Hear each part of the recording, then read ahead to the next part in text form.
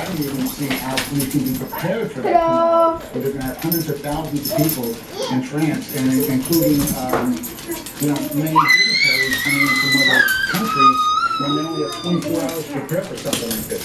The only reason you're how you react to everybody I can else. ask you, how to this additional warnings going out, the Department of Homeland Security, the FBI, putting out warnings in the last 24 hours around the country, warning ineffective similar attacks without any specific incredible threats. How does the U.S. respond now, and what do you say? Spin it in circles and see if they'll follow it and get dizzy. These attacks here in Texas? Not really. Sarcastic.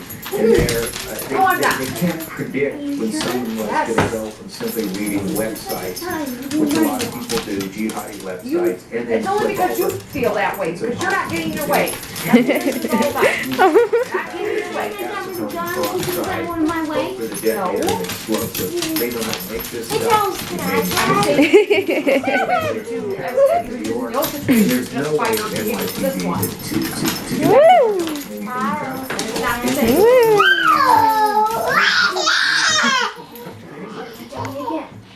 Can I try? Why? So you can destroy my life? Yeah? No. For your own sake? I